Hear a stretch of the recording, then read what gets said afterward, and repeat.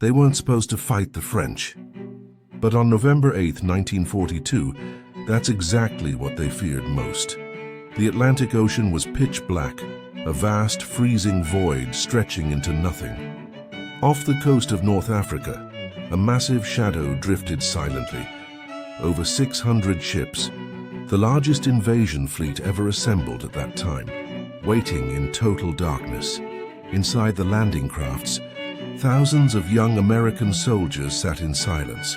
Most had never heard a shot fired in anger.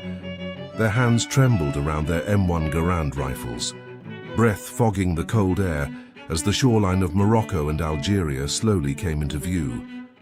But they weren't searching for German troops. They weren't looking for Nazi tanks in the dunes. They were looking for the French. This was Operation Torch, the moment the United States entered the war against the Axis in Europe and Africa. But instead of a clear enemy, they faced something far more dangerous: uncertainty, secret deals, broken loyalties, orders that could change at any second, and one question that haunted every man, from the beaches to the White House: would the French welcome them or open fire? This is the true story of the invasion that nearly collapsed before it began, and the night that forged the American military into a global force. By the autumn of 1942, the global situation was desperate. In the east, the Soviet Union was being bled white in the ruins of Stalingrad. Joseph Stalin was screaming for a second front, demanding that his Western allies invade Europe to draw German divisions away from the Volga. But the British and Americans knew the truth. They weren't ready for the coast of France. A direct assault on Nazi-occupied Europe in 1942 would have been a suicide mission. The compromise was North Africa. It was a chance to seize the Mediterranean, secure the Suez Canal, and trap the legendary desert fox Erwin Rommel in a giant pincer movement. However, the target was controlled by Vichy France, a puppet regime born from the humiliating defeat of 1940, technically neutral, but forced into a dark collaboration with Adolf Hitler. General Dwight D. Eisenhower, the man leading this massive gamble, hoped that the sight of the American flag would be enough to make the French soldiers lay down their arms. He spent weeks in secret negotiations, sending diplomats in submarines to meet French generals in coastal villas under the cover of darkness. But the French officer corps was torn. To surrender without a fight meant losing their military honor and risking brutal German retaliation against their families back in occupied France. To fight meant killing the very people coming to save them.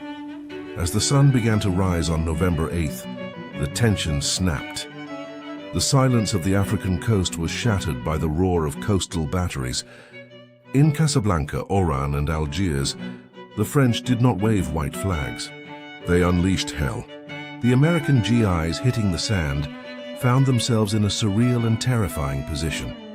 The first bullets they faced in World War II were being fired by Frenchmen. In the harbor of Oran, 2 British sloops carrying American troops tried to ram the harbor booms to prevent the French from destroying the port facilities. They were met with a point-blank barrage from French destroyers and shore guns. Within minutes, the ships were burning wrecks, and the water was filled with struggling men. On the beaches of Morocco, the Atlantic surf was much higher than the American planners had anticipated. Landing crafts were smashed against rocks, and soldiers were dumped into deep water, weighed down by 60 pounds of gear. Many drowned before they ever saw a French soldier. Those who made it to the beach were pinned down by snipers and 75mm guns. This was the brutal reality of war that no training camp in South Carolina could have prepared them for. Amidst this chaos, the legendary George S. Patton was pacing the deck of the cruiser Augusta. He was a man of action trapped in a sea of indecision. When he saw his troops stalling on the beaches of Mehdia, he didn't wait for reports. He leaped into a landing craft and went ashore himself, his pearl-handled revolvers at his side, shouting at men to get off the sand and move inland. Patton knew that every hour wasted fighting the French was an hour that Hitler could use to fly Panzers into Tunisia. The political backstabbing was just as dangerous as the bullets. In Algiers, pro-Allied French resistance groups had managed to stage a coup, arresting Vichy commanders and helping the Americans take the city with minimal bloodshed. But in Oran and Casablanca, the fighting was fierce and fanatical. French pilots in American-built Curtiss fighters engaged American wildcats in dogfights over the desert, a tragic irony of the war. For 3 days, the madness continued. American naval guns engaged French battleships in the harbor of Casablanca in one of the last great ship-to-ship duels in history. The French battleship Jean Bart, though incomplete and docked, fired its massive 15-inch guns at the American fleet until it was silenced by dive bombers. Deep in the desert, American paratroopers flying all the way from England, in the longest airborne mission ever attempted at the time, were scattered across the landscape by high winds and navigation errors. Many had to march for miles through the sand just to find the airfields they were supposed to capture. The confusion was total. It was a mess of loyalties, where a French officer might fire on an American platoon in the morning and then sit down to negotiate a ceasefire in the afternoon. Finally, on November 11th, a fragile truce was brokered. Admiral François Darlan, a high-ranking Vichy official who happened to be in Algiers visiting his sick son, realized the situation was hopeless and ordered all French forces in North Africa to cease fire. The cost of those 3 days was staggering and unnecessary. Over 1,000 Americans were dead, and even more French soldiers had fallen. It was a tragedy of errors and stubbornness. But the gates to the African continent were finally open. The Americans had learned their first hard lesson in the Mediterranean.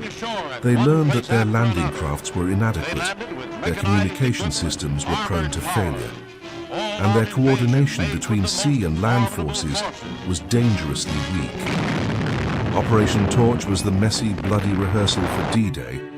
It was the laboratory where the Allied High Command perfected the art of amphibious warfare. The invasion changed the map of the war overnight. Hitler, furious at the French defection, immediately ordered the total occupation of southern France and began pouring divisions into Tunisia to block the Allied advance. The Desert War was no longer a colonial skirmish between the British and the Italians. It was now a global clash of titans. The American GIs, once green and hesitant, were now veterans of a strange and confusing campaign. They had seen their friends die on the beaches, and they had seen the complex reality of a world where the line between friend and foe was often blurred. They had survived the surf of Morocco and the guns of Oran, but the hardest part was still ahead. To the east, the veteran Africa Corps of Erwin Rommel was waiting in the mountains of Tunisia, ready to show the Americans what real German steel felt like. The road to Berlin was thousands of miles away, and it started here in the blood-stained sands of North Africa. Operation Torch proved that the United States was no longer a sleeping giant. It was a force that had arrived, ready to pay whatever price was necessary to reclaim the world from darkness. Stalingrad was the anvil in the east, but the North African landings were the hammer from the west. The pincer was closing, and history was being written in the dust of a forgotten shore.